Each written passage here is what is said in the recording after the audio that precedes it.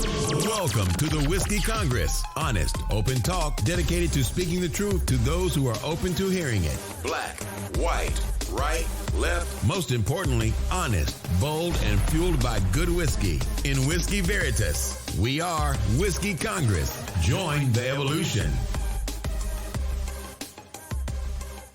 Whiskey Congress is back in session. Stephen and I are together in the Cleveland studio.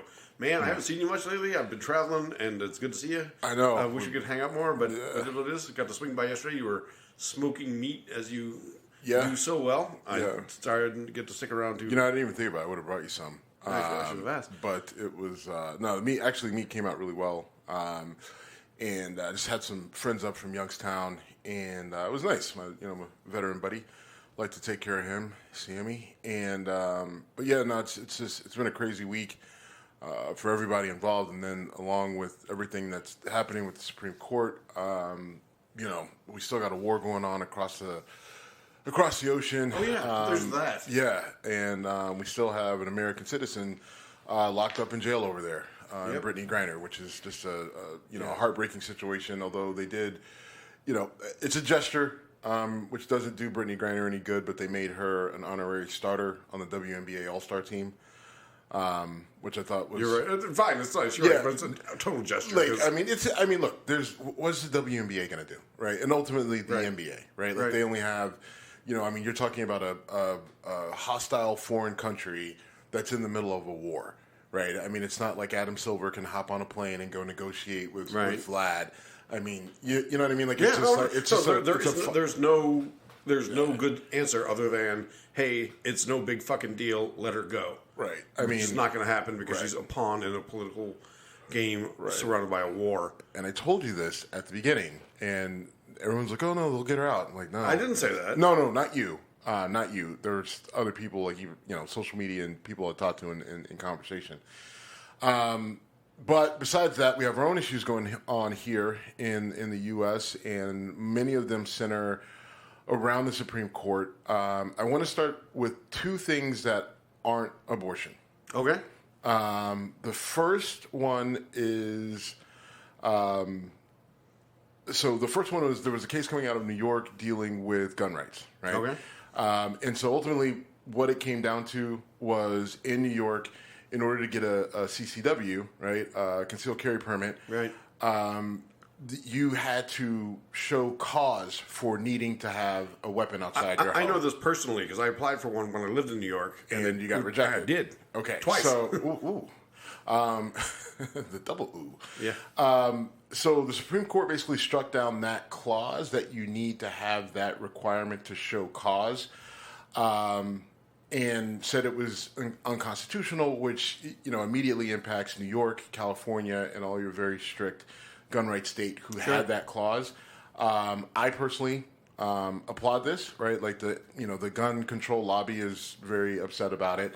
But the law is unconstitutional. And the way that it was, if you look at how the way it was applied, and the way that it was enforced, especially in New York, I mean, there was clear bias, there was clear abuse, there was clear, pay for play going on, and and aside from the fact that it's obviously, well, not obviously, but it is, to me, in my opinion, an infringement, because you're adding this extra layer, right? Like if you want to require a permit, okay, that's fine, but then it's, all right, you need to show cause and you need to meet these certain criteria, but how you meet them and how you qualify for them is subjective. And that just, that totally kind of jumps over due process and everything else. So from personal experience, I had family members who knew the issuing agent in Buffalo. Mm-hmm. I dropped a name, talked to the guy. I forget his name. He used to play for the Bills, actually. And it's called shall issue or may issue. Mm-hmm. Shall issue is if you don't have a red flag, you get your permit. May issue is we'll decide whether you get the permit or not, and go fuck yourself if we decide not to. I jumped through the hoops to try to get issued, denied. Money.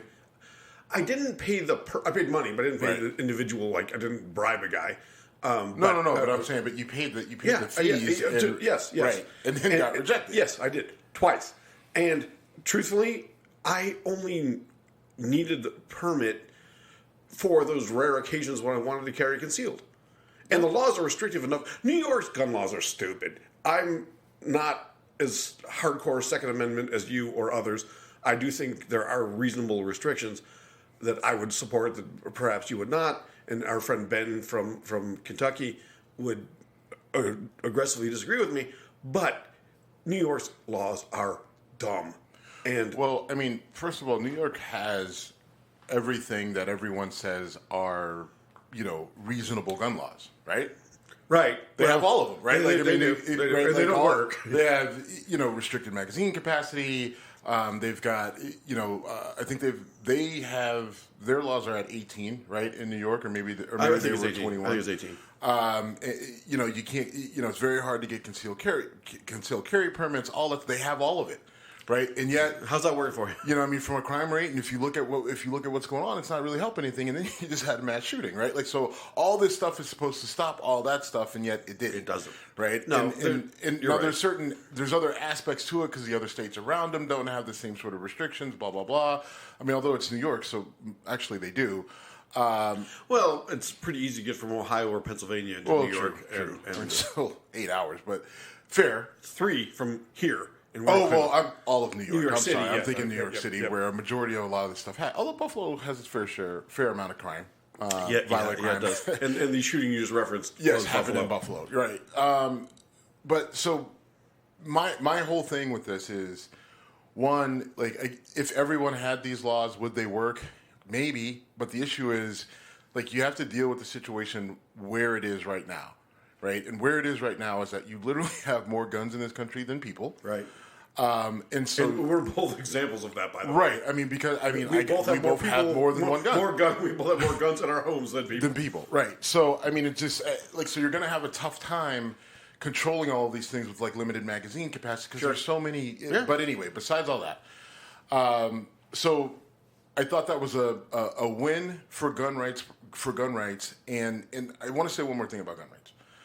The reason why I have traveled even further, I guess, to the right on the Second Amendment specifically, is because the more I look at it, you think about the conversation we just had about New York having all the things, and yet they're still having all the problems that everyone else is having with gun violence.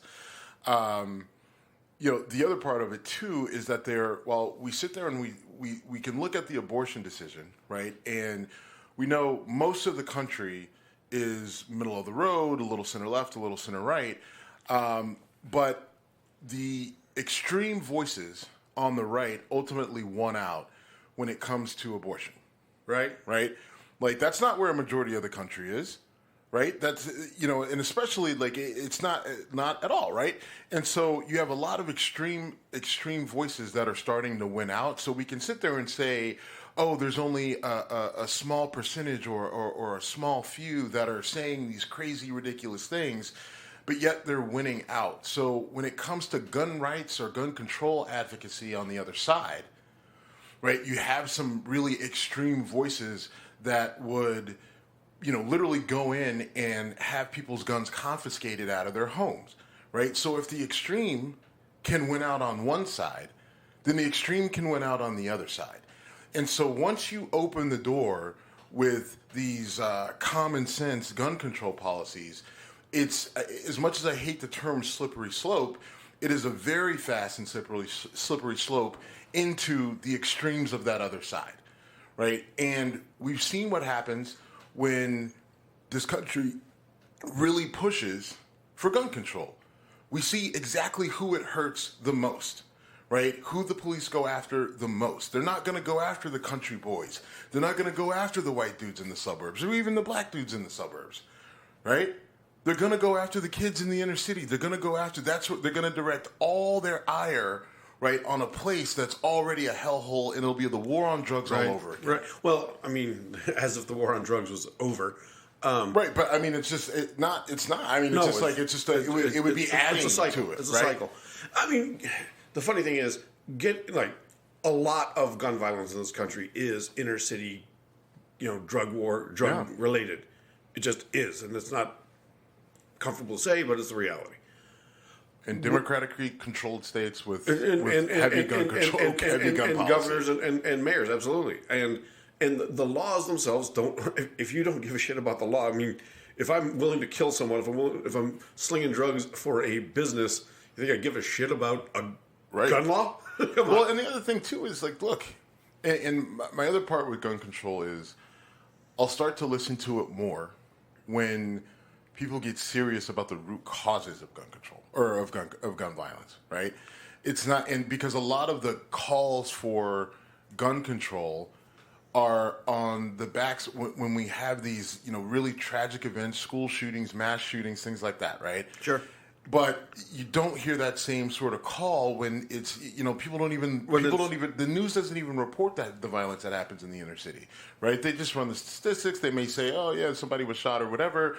But like people hear that all the time, and there's no calls for gun control. So when we get serious about the actual root causes of gun control, which are lack of opportunity, lack of jobs, poor education, poor health, lack of lead food poisoning, sources, all that sort of stuff. When we start to talk about those things, right, and not just for campaigns to get elected, and not just say it at conferences because it sounds good, but when we actually start to put money into these things and we start to put energy into these things to fix and correct the problems, then I'll listen to actual conversations about gun control.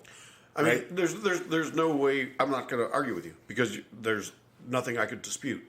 We have more guns than people. Right. Guns flow into the inner city to replace whatever gets. Whenever they have these fucking buyback programs, I just roll my eyes. Right. I'm like, really? Oh, you paid $50 to get a... And we know we've talked to police officers. I experienced it. I saw it firsthand in Chicago of police themselves selling guns back to the very criminals that they're arresting. I've never right. done that. I mean, like, so I've that's the. I mean, that's what you're up against. Right, so I mean, like you can sit there and look, well, we made all these laws, and the average citizen can't protect themselves, and we don't want them to have guns. It's like, all right, well, cool, the bad guys do, right? Like and again, and I've had this conversation before. Like you've got these extreme progressives who want to take guns, but will also tell you that the police aren't there to protect you or to help you, and that the police are the enemy. It's a little bit of a conflict, right? And so, but it's just like, so are we ignoring the fact that there are criminals that exist, and you guys want to abolish the police and get rid of them, and all cops are bad and all that other shit? And you think that if you get rid of the police, then that'll make all the other bad people in the world just disappear and go away and stop doing evil, maniacal shit? Like, it just doesn't, some of this shit just doesn't make sense how these people think. Right.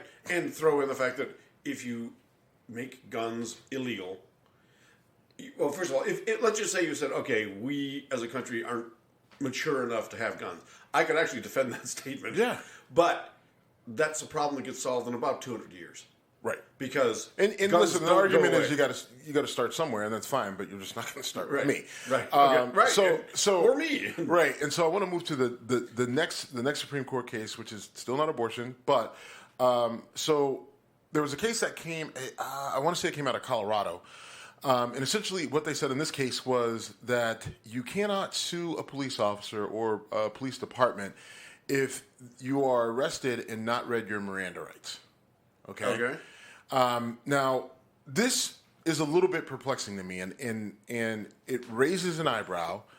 On the one hand, it could be very bad. On the other hand, it might not be quite that bad. Right, and what I'm trying to do. Please explain. Well, yeah. So, in what I need to determine and figure out, and just kind of talk to some other people in the legal community, is what this really means. Because on the surface, it's all right. You can't sue the police officer himself, and you can't sue the police department.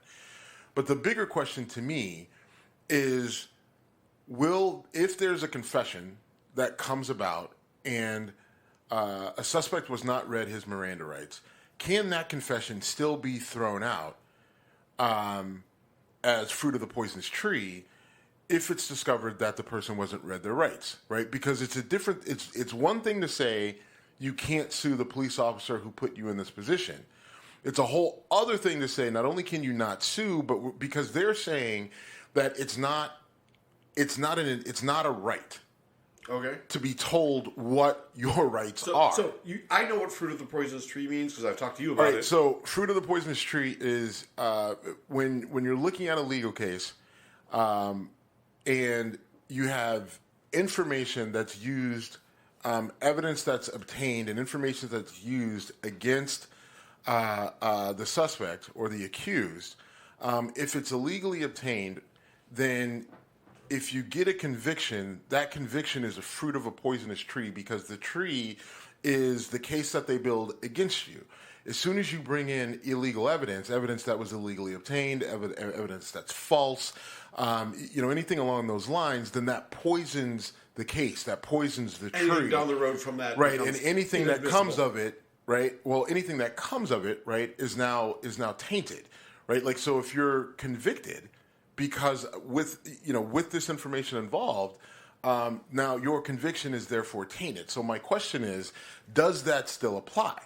Right? If someone wasn't read their rights and they're forced to give a confession, that they would not have otherwise given had they been read their rights, then before this, then that conviction would be thrown out.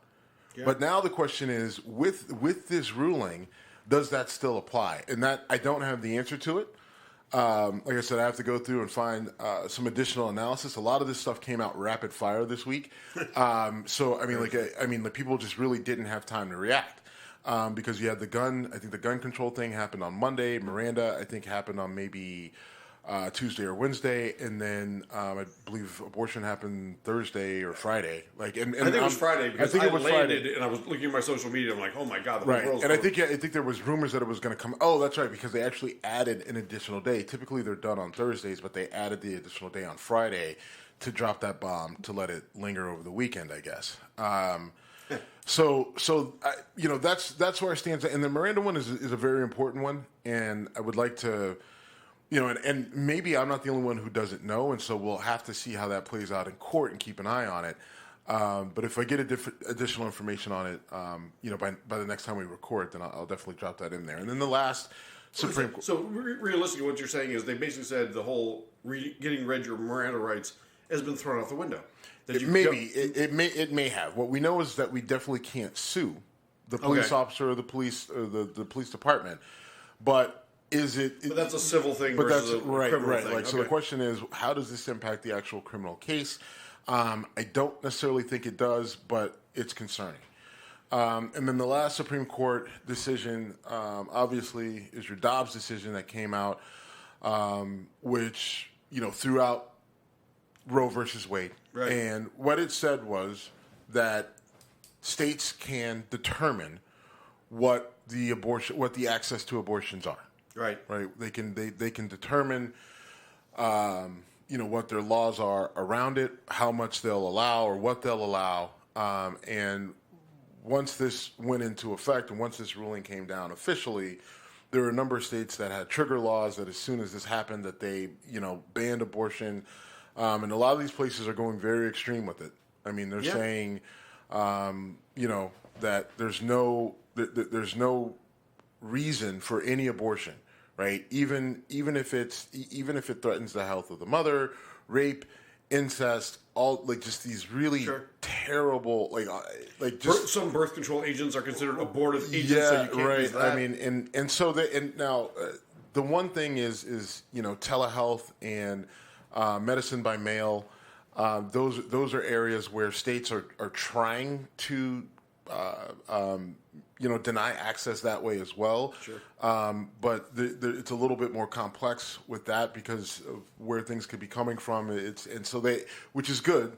But eventually we'll probably get clarity on that as well. As someone I'm sure will sue a state that makes a law banning it, and then ultimately it'll get to the Supreme Court, and we'll hear a decision on it. So this case, and what this case said was that abortion was not an enumerated right and wasn't a protected right, and therefore the state had the ability to control it. Right? They had the ability to determine what's in the best interest of the state, and I don't agree with the logic that the court used or the reasoning. I think it was. I thought there are plenty of people who say that and Justice Ginsburg had said that she thought that Roe was poorly decided. It was the right decision, but the analysis to get there was wrong. I respectfully disagree with Justice Ginsburg on this and the other legal scholars. I think that I think the legal analysis was sound, and that it was precedent, and that there was no reason to overturn it. I think it exposed a lot of all of our civil rights at this point, because they're saying, if it's not specifically enumerated, then the states can control it and fit it to their standards. And we saw that Justice Clarence Thomas came out and said, we should also look at the cases that involve gay marriage and gay just sex in general, and birth control. This is scary. It's scary. So, a couple things. I have a huge issue with the extremists on both sides of this issue. The people who call themselves extremely pro-life, okay, there are issues or instances where, come on, like I said, abortive birth control. So sperm and egg can't connect, that's a murder, fuck off. Now, the people on the far left, the extreme pro-choice folks who say, it's my body, my choice, I agree until I don't, because at some point it's a viable person. And where that exactly happens, I don't know. And I would rather leave that choice to the woman involved, because, as we've said on the show 100 times, I know 100% with 100% certainty I'm never going to have an abortion. I won't. Can't. Right. Because you can't get pregnant. Because I can't get pregnant. Right. And so the fact that it's, we talk all the time about how, crusty old white men are making decisions that don't impact their lives. I don't know if I'm crusty on the other two things. A little bit. I'm kind of crusty. But no, it's gross that it gets simplified on both sides. Having said that, letting the person involved make their own choice makes sense to me. There's times where I'm going to say, your choice is disgusting. If you're 8 months and 28 days pregnant, I can't go there. Sorry. Yeah, but all right. So, listen, this is one where I don't really have much issue with the people on the left, right? I mean, I haven't seen anyone on the left advocating for late-term abortions in the 8 and 9 months range. I haven't either, but yet that gets used all the time. Well, yeah, but I've never seen that. There's a lot that I've seen with the left and progressives and the people on the far left that I've actually seen or heard come out of their mouth, which, disturbs me. But on abortion, I've never heard or seen or read of someone calling for an 8 or 9 month abortion unless it was an extreme case, right? I'm going to die if I carry out it's going to kill the mother and the child. And a lot of times, there's something where the child has a very low probability of making it, and it's going to end up killing the mother or poses a serious threat to. That's a whole different conversation, though, than just saying, I don't want a baby, 8, 9 months in and then terminating it. And I don't know anyone who goes through that. And I haven't even. So that's why I don't really have much of an issue with anything anyone is saying on the left side of this. And all my issues go back to the conservatives and the people that are rooting for this and saying that this is a victory. Just starting with the actual health risks that we're talking about. You're saying that, women who are having, these terrible, there's all sorts of different, and I don't know the actual, I think it's apoptic pregnancy or epoctic. I know what you're talking about. But there's, I'm not going to butcher there's a list of scenarios where a pregnancy could kill a woman. Yeah. And in order to save her life, because, you have to terminate the pregnancy. And because there's no guarantee that you can even save the child or the fetus in these instances, depending on how far along they are. And then you get into these instances of rape and incest, and these should be at minimum, those should be no-brainers to allow access for, right? Because those things can happen. And it's just crazy that there are people out there who can hear the stories of men who lost their wives because the wives couldn't get an abortion to save their life, and then they don't have the child either, right? How many of those stories you can listen to and just feel like, well, that probably doesn't happen that often, so we're good with it, right? It's worth the sacrifice. The other thing is that... Which is to say when it's not you. Right. And the other thing, too, is that we have a terrible mortality rate when it comes to childbirth. Like, we lose like more women, and it's not like because we have more women. So our percentages per capita, the woman that died during pregnancy in the United States is like, we're way out in front by a whole lot, right? Of developed countries, and that's not acceptable. And now you're actually going to increase our lead on that? Are you serious? Like, it's just insane. And the thing that bothers me the most is the lack of people willing to look in gray areas, the desire to say, we're going to decide what's right and wrong for you. I mean, it's really easy for me. I ain't gonna have a pregnancy. Right. I know that. It's again, the woman should have a choice for a number of different reasons, right? And even if you think you're going to hell for having an abortion, that's you right. And God. I mean, like, that's look, here's the deal. If you don't believe in abortions, guess what? Don't have one. One, if you're a man, like, you don't even have to worry about it. You can't have one. If you're a woman and you don't believe in abortion, then if you get knocked up, then don't have an abortion, right? Yeah. But for someone else to decide, for this other woman who got pregnant because she was raped, who got pregnant because she, whatever, right? However people get pregnant, any number of scenarios people having sex, and it ends up not being the thing that she wants, right? Just for that reason alone, I'm not ready to be a mother. Right, I don't want to do this with the father because I don't know the guy, or he's expressed that he doesn't want to be a father and he's not going to stick around, and I don't want to be a single mother.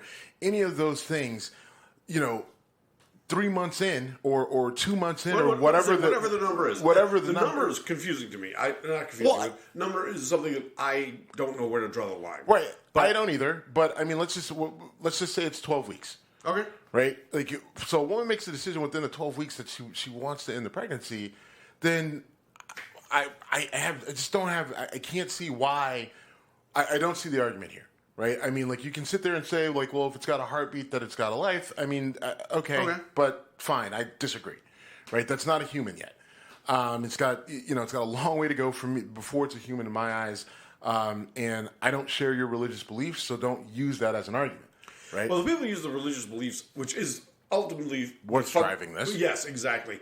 And if we're separating church and state, which we don't, but we pretend to, again, it's between you and God. If you believe, well, if you want to terminate this pregnancy, you're committing murder and you have to stand before the Almighty. Yeah. Okay, that's between you and the Almighty. Right.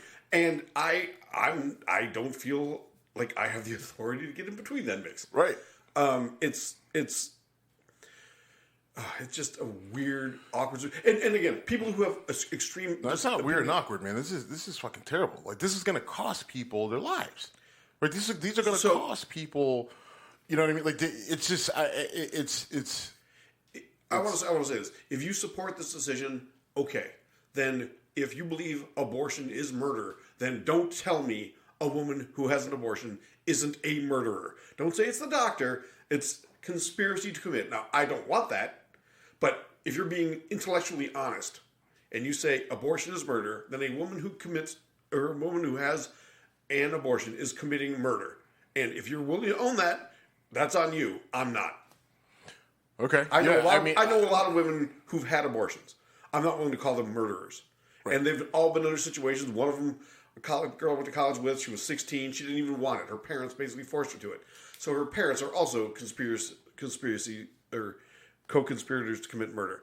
I'm not willing to go there. If you are, own it. If you support this decision, own that and say you are willing. If you're an 18-year-old girl who gets raped in Texas and that rape results in a pregnancy, and she chooses to end that pregnancy, you're saying she's a murderer. Therefore, in Texas, you're ultimately possibly getting executed.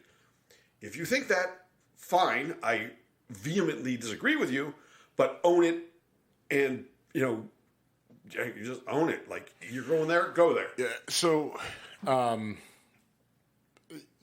a legal analysis standpoint, what they really did was they opened the door. Like I said, Clarence Thomas, comes back and says we need to go back and look at the decisions that decided gay marriage and gay sex and birth control, and I think I've made this comparison on the show, but I mean, there's another extension of that. It's Loving versus Virginia, dealing with interracial marriage, right? I was afraid to go there because there's you're no reason, in interracial marriage. There's no reason to be afraid to go there because that's the reality. If you're following the legal analysis, there's no reason why. I mean, if you have someone in the state that doesn't want that, would love to see interracial marriages go away, it's not going to take a legal genius to figure out that they can then take this same logic, right, to all the way up to the Supreme Court and basically ban, or they wouldn't even have to, right? Like they would just make a law that says, all right, hey, we're banning interracial marriage, right? And then someone's going to sue, and then when it gets to the Supreme Court, you're gonna have to figure out how, like, if you really want to keep interracial marriages, and Clarence Thomas may have a reason to keep it because he's married to a white woman, right? But she also seems crazy as hell, so he may be willing to say, you know what? This is a That's terrible what idea. it's all about. Right. This is like, I want out of this crazy fucking situation. Right. Sorry, Ginny, but we can't do this shit anymore. Ginny and from who the put block this pubic hair on my coke is crazy, right? So I mean, I don't know, but it's just, I think I think it could do a lot of damage to our civil rights as a whole, all stemming from this decision in Dobbs, and it's really disturbing. And then there's this other aspect of it. So there's this woman, Mary Miller, who was at a Trump rally, and she says, quote, "This was an amazing victory for white lives." Right? She says You sent me that clip. it clear as day. And then she went, I mean... No, she didn't. No, she did not say it. Backtracked. No, she did not say it. Did she plow through it, though? She said it loud and clear. She paused slightly before she said white lives. Then she said it, and then she finished her statement. So, you have that race aspect, especially when it comes to Trump and MAGA and the conservative crowd. That doesn't help it, right? Like, is that a huge deal? No, but now they're just really starting to get bolder and bolder with this sort of, white supremacy idea, right? That, that just white people are the best, everyone else is second fiddle, and everything needs to be geared towards us because we're here, we're we have the biggest numbers, and we were here first. Which we weren't, but depending, if you're a depending Native on American, you're going, whoa, right, exactly. So I just think it like that adds to it, right? Like that just it's not a huge component of it, but it's something to keep in mind when you're doing your analysis of this and you're trying to figure out who to get behind, right? I mean, right. because there's you brought up something to me that I you said you have your friends that voted for Trump, but were pro-choice, and that this decision is going to drive them the other direction, away from Trump. I don't agree with that. I don't think it is. I think those women I think they knew what they were getting with Trump, and I think they made their decision. I don't think this changes their minds. You may have a very, very small few who didn't believe that Roe would get overturned, and they didn't think it would be this bad with the trigger laws and everything else, and now that they saw it, okay, I think that you may have a minuscule percentage where that sways them. But I think a majority of the women who voted for Trump, even if they're pro-choice, are so anti-left and progressive on everything else. They're just completely against everything else that they stand for, that they're willing to make the sacrifice on abortion access. It's funny because I know other people. I know I've made that point, and I stand by it. But I also know other people who say, I am so anti-abortion that I will vote for Trump knowing how disgusting he is on every other issue. But he believes in this. He will appoint the right judges. And frankly, they won. Yeah. Because he did. Yeah. He appointed judges. I mean, there are videos out there of Trump saying, I'm pro-choice. I'm extremely pro-choice. Yeah. He was pro-choice until it was politically inexpedient, and then suddenly he was a hardcore pro-lifer. Yep. And the fucking zombies that follow that cocksucker, sorry, whatever. Actually, not sorry, not sorry. Yeah, but I mean, seriously, they follow him, they lick his boots, and no matter what he does, they will change their tune to say, here's why I'm right for voting for a guy who, if you are a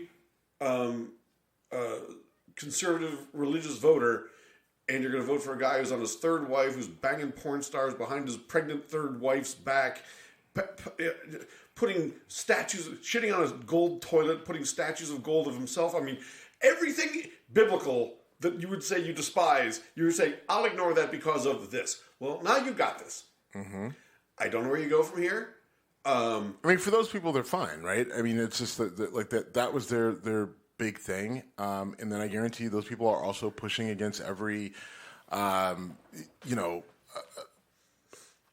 Democratic agenda item as well. I think if you're willing to side with Trump over abortion, chances are you are against everything, child care, sure. tuition assistance, all that sort of stuff. And let me kind of put a bow on my side of this. I agree with you when it comes to the gun issue, because gun rights is something that is in the Constitution.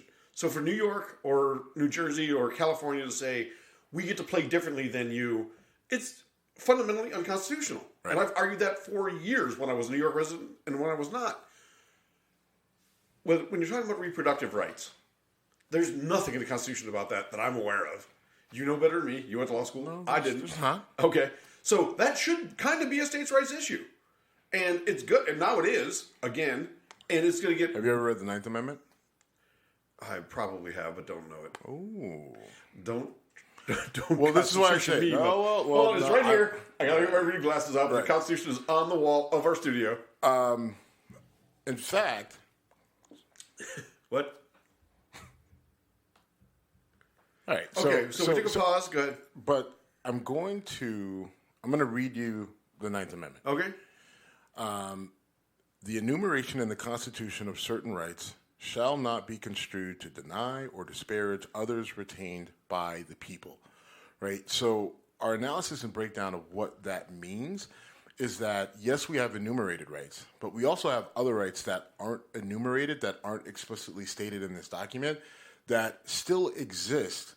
And nothing in this document necessarily removes our access to those rights just because they're in this document, right? Like, so, no, abortion is not explicitly referenced in the Constitution, right? But what the court said in Roe is that you had a right to privacy. Right. Right? And you had a right to make these medical decisions, right, without intrusion from the state. Right? That's what Roe said. So even though abortion isn't necessarily explicitly enumerated in the Constitution, it wasn't the analysis on Roe wasn't built on it from that standpoint. It was built on your access to privacy, right? Which actually is in the Constitution. Right. But a stronger, the other part about this is that our Constitution says, like, listen, you have certain rights that we haven't talked about here in this document that you're not going to lose just because it's not here in this document, right? Like, so, no, abortion's not, but who's to say that it's not an actual right that women should have access to? Because I think we both just a few minutes ago said that they did, that they should have the ability to make the decision for their body, what's right, and what's wrong and what worked for them.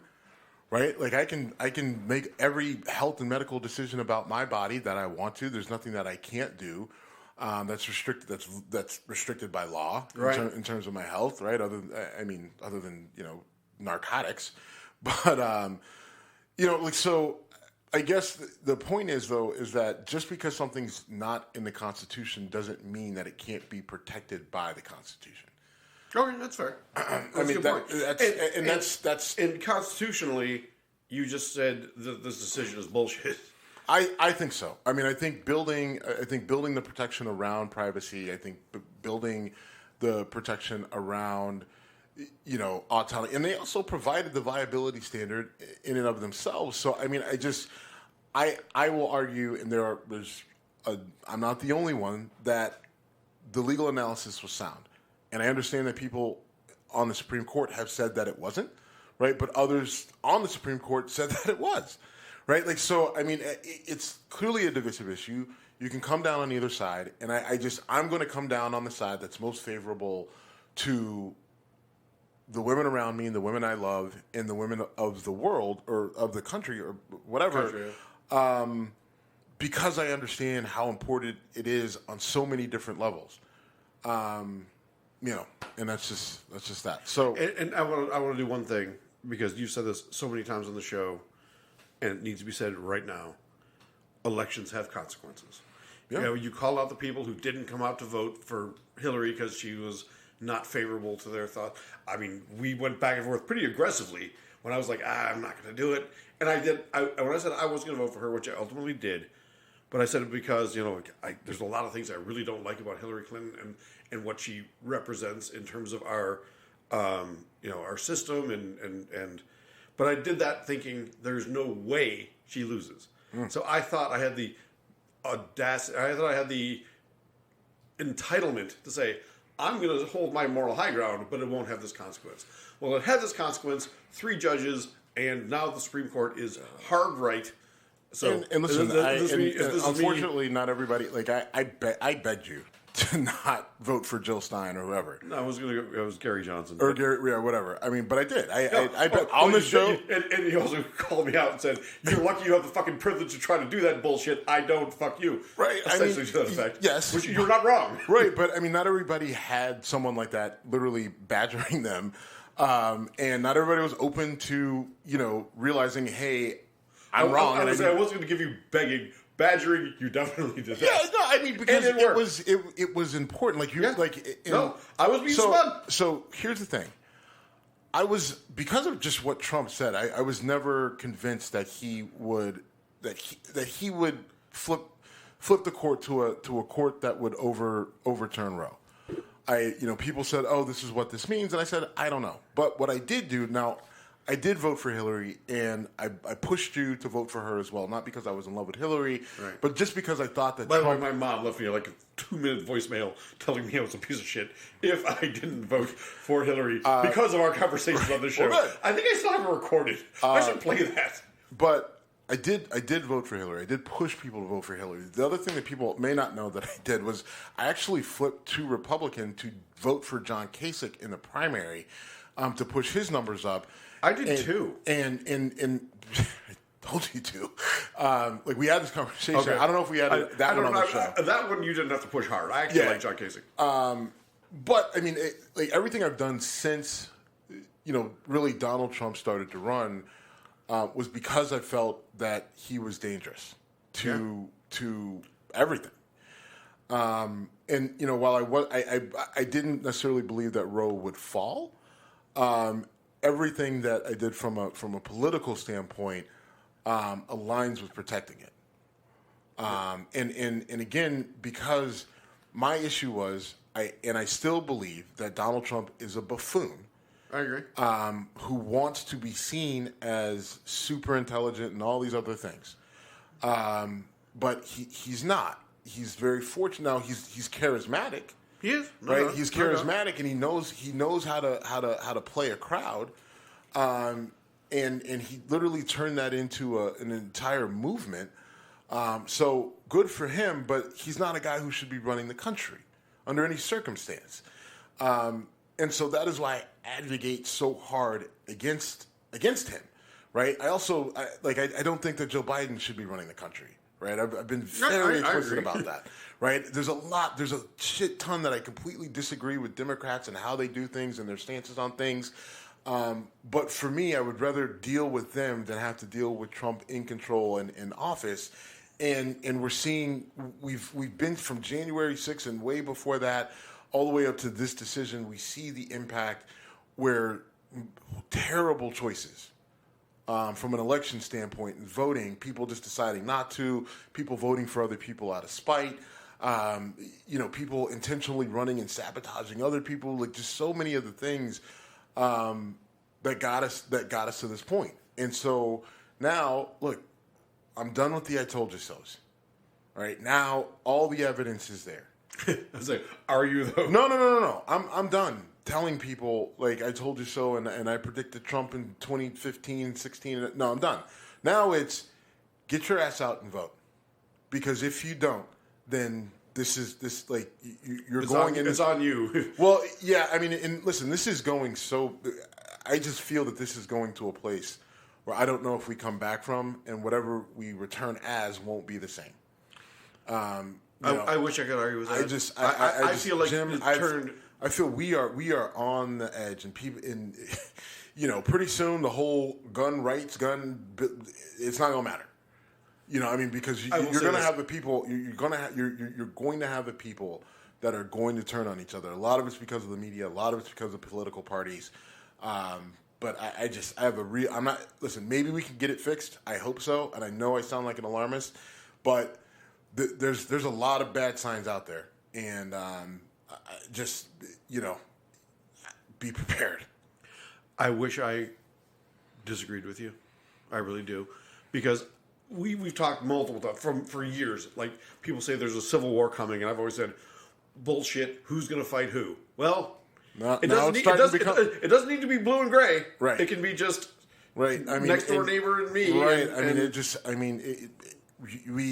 Something, and listen, it may not be full-scale war where we're firing muskets at each other on the battlefield. Wearing uniforms and whatever. No, but you could have, if you've got California is a place that I worry about, because there's a lot of conservative pockets in California. Oh, yeah. Hardcore. And hardcore, right? And there's obviously the way other side. Right.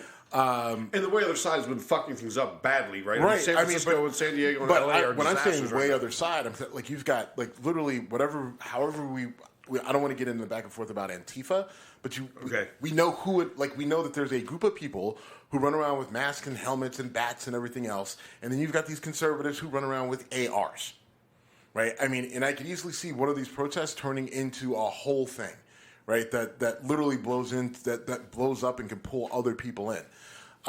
You've got these. We know that I know for a fact that there are militia groups out there who train on a regular basis with military experience, in their ranks. We've seen the reports from the FBI. We saw the group that tried that were thinking about kidnapping Gretchen Whitmer in Michigan. They ended up failing, but that was real. That was a real thing that happened, right? Now, they were a bunch of idiots.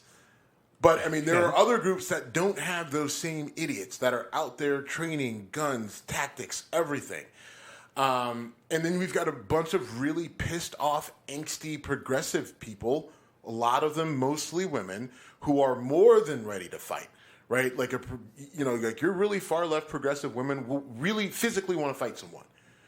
And it's good to have that tenacity and everything else, but that is a recipe for fucking disaster, right? And the thing is, and I keep saying this, and you motherfuckers keep looking at me like I'm crazy or poo-pooing me. You motherfuckers are going to wake up the people you don't want to wake up. We have trained, we've been training for generations, men who know how to kill. They do it for a profession. They have literally taken down entire countries. And at some point, you're going to get those motherfuckers to turn on you. And they're not going to care if you're a MAGA. They're not going to care if you're a progressive lib. They're going to do what they're trained to do. And it doesn't take a lot of them, and it would take a whole lot of us to stop them. And we can't agree on whether the fucking sky is blue. You think I'm fucking joking, and you want to say, oh, that's all hyperbole. These men are fucking deadly. I have trained with them. I know them. I interact with them. And you do not want to deal with them. So you keep fucking around, and you're going to find out, you fucking fat meal Team 6 wannabes.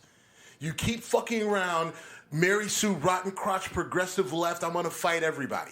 And you're going to end up with a fucking bullet in your head, and the guy who does it is going to walk over your body and keep on going like it didn't happen. We're going a direction that you guys you won't come back from. And whatever is rebuilt will be rebuilt in the image of people that you don't want running any country, whether you're right, left, or center. So that's my soapbox for the day. Keep fucking around with all the bullshit, and you're going to all find out. Okay. What you're saying is ugly stuff, but you're saying it because you believe it, and you believe it because you've got the evidence. We all have it. Yeah. What you do with it is up to you. Right, and maybe it's extreme, and I really want to be wrong, super want to be wrong. I ain't gonna make it. You know what I mean? Right. So I'm just telling you, we're if we can't figure out some sort of a middle ground, and as much as people don't want to talk about logic is gone. I know, but something's got to bring it back, and I don't know if we got to go Watchmen and we need a fucking giant octopus to land in the middle of Manhattan. You know what? I think we do. But maybe all this talk about aliens, I'm just like, oh, maybe aliens can save us. Maybe we can all join together on a fight against aliens. I would love to say you're being psychotic, but you're not. Maybe aliens could either one come and we can all join in the fight against the aliens, or the aliens come and we're like, holy shit, and they come and they brainwash us all into being sane. Right, or maybe they just wipe us off. I don't know. There's that. But I'm running out of sensible ways to fix this, because people just refuse to hold on to logic. The lack of logic, I bring up Mike the dentist all the time. Ugly back and forth with him this week.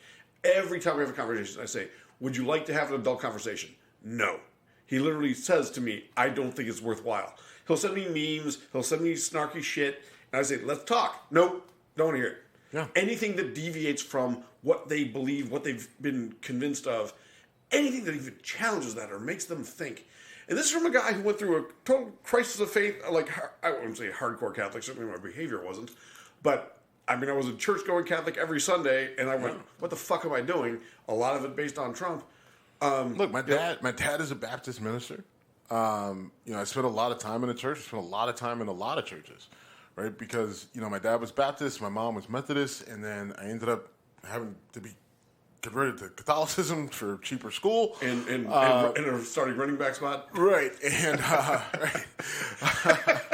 I earned that spot. I don't dispute that at all. You broke Ed O'Neill's record. I'll bring it up again. 5 touchdowns in a playoff game. Steve did that. I've got Muslim friends. I was just in a Muslim country. I've got Jewish friends. I've been a lot of religion, and what I've learned is there's some really good things to take from it, but the pomp and circumstance around it, I can leave. Yeah. So we've been going at this for a little bit. Let's move on. I do want to move on. I want to talk about Haley Carter, and Haley Carter is retired Marine, distinguished. She is a professional soccer player. She's a professional soccer coach. She is a gun control advocate. Sensible gun control advocate for the mayor of Houston, and she may be a lesbian. I'm not sure. I don't know. But we do know that she's a huge LGBTQ supporter and advocate, and she's a mom. All right. And so she was supposed to be the Grand Marshal of the 4th of July parade. I want to say in Friendship Town. I forget the name of the place. Small town in Texas. Yeah, small town in Texas. And conservative radio show host Jesse Kelly, who... Bill Maher? No, the guy you hate on Fox. Tucker Carlson. Tucker Carlson. Guy I hate on Fox. I was just like, oh shit, I got to narrow it down. But Jesse Kelly, who appears on the Tucker Carlson show, conservative radio host, really went after Haley Carter because of her gun rights advocacy, because she's an LGBTQ supporter. He said that she's a trans supporter, and he had some really, really gross negative things to say about her support of trans people.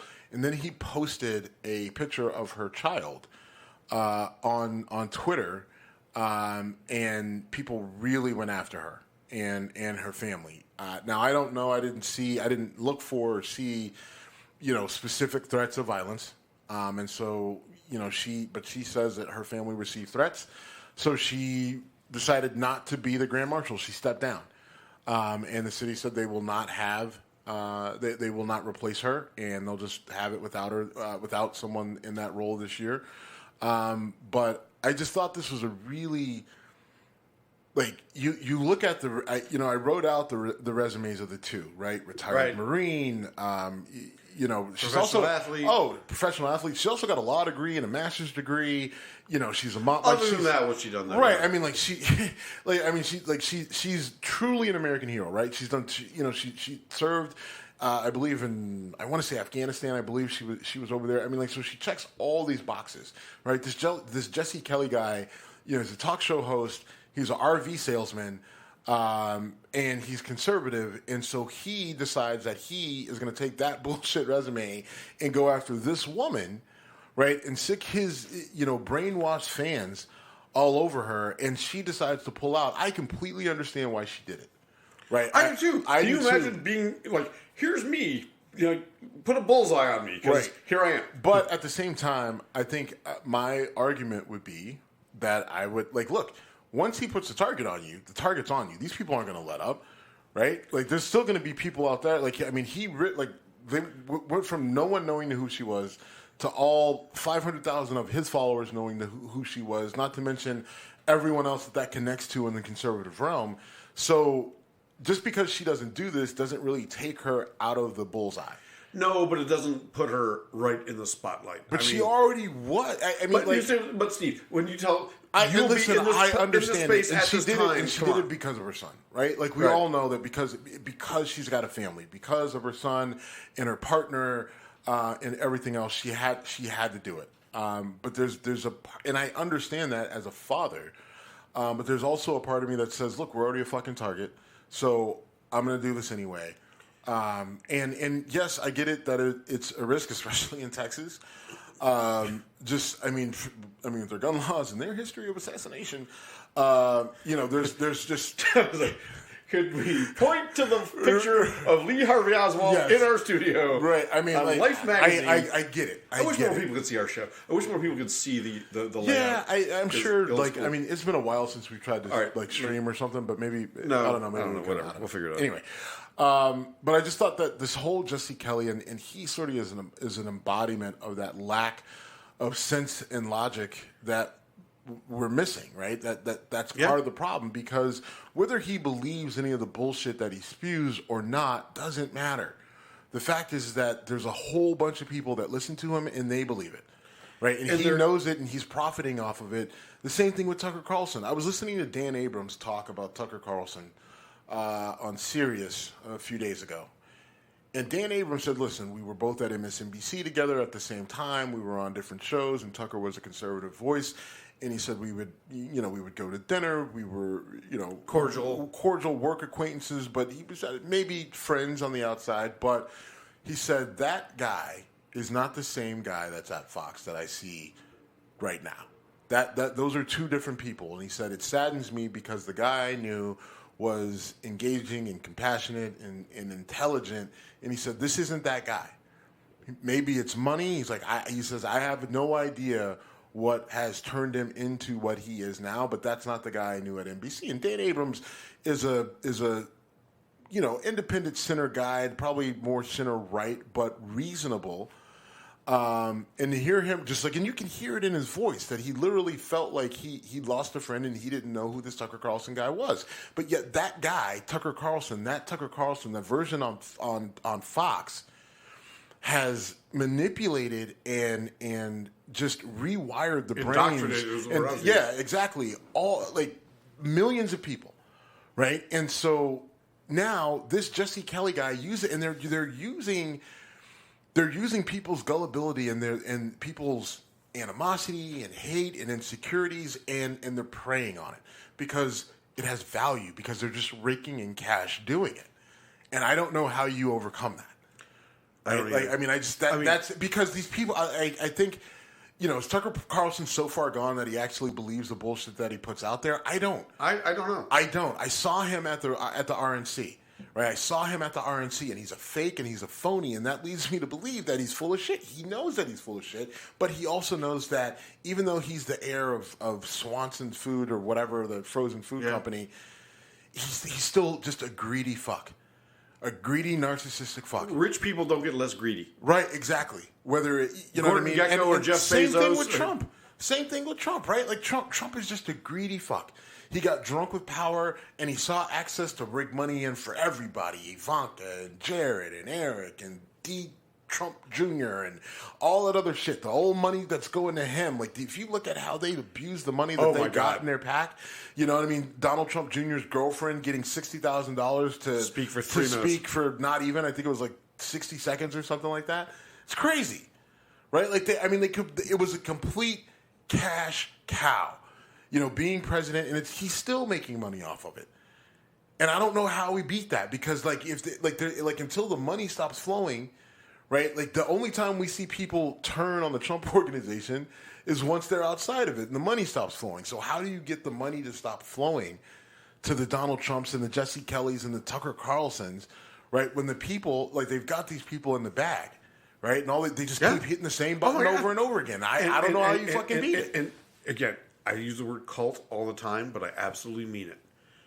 Cult following it's irrational, but it's incredibly powerful. Yeah. If you look at the crazy fucks like Manson and David Koresh and Jim Jones, people killed themselves with Jim Jones saying, it's okay, you're doing the right thing. Right. Or put themselves in situations to die. Yeah. Right? Like to get killed by the FBI or whatever. And Koresh. But they do it. Yeah. And cult behavior is so incredibly powerful. But I just think this is moved beyond a cult because you're talking about millions of people across the country. Well, now it's a cult that's running a country. I mean, it's a movement. It's a revolution. And normally those things are thought about in high regard, but when it's just like, it's going to cause the fall of a democracy and usher in some sort of and the father of democracy. Right. People treat democracy like it's been around forever since the ancient Greeks believed in democracy. No, they didn't. They voted on stuff. Okay, fine. But my point is, an actual democratic, and if you want to argue with me that we're a constitutional republic and not a democracy, fine. Get the bigger. That's what we are. It's true. It's true. But the bigger point. We're at whiskey. All right, seriously. I want to talk this one thing about Dave Chappelle. Right? Okay, so Dave Chappelle pops back in the news. And so, there's a lot of heat out there on Dave Chappelle that he wanted to quash this affordable housing development, right? And I think we went through this on the show. We did. But it was a terrible deal, right? It was a total of 53 acres, and they had designated literally 1 acre for affordable housing. And all of it was going to be a planned development, and everything was going to be very cookie cutter, and it was going to put a lot of stress on the infrastructure of Yellow Springs, right? And I always have to pause because I always want to say Yellowstone because of the fucking show. and I love the show. So, but it was going to put all this pressure on Yellow Springs, and so that's why Dave Chappelle didn't want it. But everyone jumped on Dave Chappelle like, oh, Dave Chappelle, rich black man, doesn't want affordable housing. So what we've come to find out is Dave Chappelle has acquired at least 19 acres of that land. Right, that the company, I think it was Oberfeld or Ober, was supposed to obtain, and no one knows what he's going to do with it. But there's a chance that he may end up developing affordable housing on it himself. But I don't know that. But I'm digging, and just because I know what to look for, I'm going to keep looking because I found out his holding company that he's using for it. So I'm going to look for developers around it. But the other thing, And I said that it was a bad development deal, but we hadn't heard from Dave Chappelle himself what it was. Well, his representatives came out and said that Dave Chappelle had suggested that they figure out a way to use current buildings and current infrastructure that they had now to develop affordable housing instead of bringing in this massive thing where the average home was going to be, anywhere from $350,000 to $400,000, and it was only going to have this 1 acre of crappy affordable housing development. And I say that because it was literally going to be a crap situation based off of what they put in there. And so I just think Dave Chappelle got a really bad rap on that. I don't know what he's going to do with the 19 acres that he bought, but that's a lot of land. And it would be really interesting to see, and I'm hoping that he actually develops the affordable housing himself, because there's going to be a lot of very pissed off, angsty progressives that are going to have to eat a pile of shit. Well, he's also getting a ton of abuse or a ton of negative attention for his quote unquote anti-trans stances, and he's not. People clung to a few jokes he made and tried to turn it into... Here's the one thing about Dave Chappelle and Joe Rogan. You can't cancel them because they don't give a shit. That is 100% true. Right? It's like no matter how bad you hate Joe Rogan don't give a fuck. Joe Rogan started that fucking podcast and high as fuck in his basement. That dude went from, literally zero to hero. Well, he had a career. He had a career, but he was an average. I know you think I think he's an average comic. I think he's a phenomenal comic. But either way, whatever. It doesn't matter. Let's think about comedy. It's subjective. He's right. He's a comic. He was on a bunch of TV shows. But he literally came from nothing. He didn't absolutely. Now, he grew up in Revere, Massachusetts. Right. I mean, like he came. Like if you know where he grew up, like he literally came from nothing. Yes. And now where he's at, like guys like him, you can't cancel him. Right. Like, I mean, you're not going to be able to cancel Dave Chappelle. We've all heard his story. They've tried. They've tried multiple times. Dave Chappelle literally canceled himself. Yes. And then came back and then was still a fucking star. Yes. You can't cancel people like that. And so, Dave Chappelle, like, you don't, like, people aren't being sensical about his views on trans. You can be critical of something and still support it. I say it all the time when I talk about just our country. I love my country. I am a fucking patriot, but I absolutely reserve the right to fucking criticize it when it's wrong, when it does harm, and when it's doing damage. And by the way, if you can't do that, you're not a patriot. Right. I mean, You're a zombie. you can't, right? And so Dave Chappelle can be supportive of trans people and gay and LGBTQ and everything else and still be able to Tell jokes. Tell jokes about it, right? And critique it, right? I mean, because if we have these things that we protect so much, but we can't critique them, then that's different than actually protecting it. You know, Chappelle does a great bit where he talks about how if you think that you should be able to do what you identify as, if LeBron James wants to play in the WNBA, should you support that or should you maybe shut the fuck up? I love that joke. But I yes. didn't do it justice, but Right. I made you laugh. Imagine if Chappelle was doing it properly. Yes. But anyway, right. so I don't know. And then sad. You've got Jalen Ferguson, Tony Siragusa, both of the Ravens. So Jalen Ferguson was I think he was a third-year player for the Ravens. He was a linebacker, promising. I think he was only 26 years old. Correct. Just died. We don't know why. And then Tony Siragusa, Super Bowl champ with the Ravens. Dude was literally larger than life. You know, he was only 55 years old. He's a big boy. He was a big man. And he, you know, See, I liked him as a sideline reporter and as an actor. Yeah. I mean, he played for teams I didn't like. He played Oh, for the Ravens. I mean, He played I'm for a the Ravens. Steeler Yeah, fan. yes, exactly. I hated Exactly. Tony Siragusa because he was so damn big. Yeah, you know, he took up space. Yeah. But yeah, for him to pass away at 55, I mean, He did that show. young. He did a show, Man Caves, which was like they, redid these basements and everything else. I never saw that. I bet Oh my I God, would it's love fucking- that. I mean, I would have loved that. They laid out some of these. They were awesome. But like just the stuff of your dreams, cigar lounges, giant fish tanks, amazing actual like wet bars, like all sorts of stuff.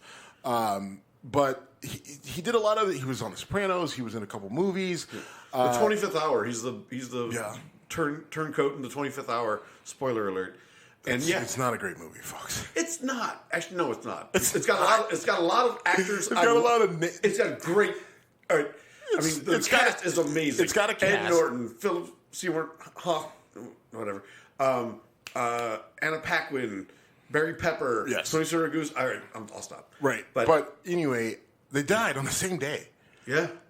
Which just for one organization, the Steelers lost Dwayne Haskins, in that wreck where he was hit on the highway and down in Miami, and that happened back in the spring, in the late spring, and so the team has had some time to process it. But I mean, the Ravens, this happened on the same day, and we're 25 days out from camp.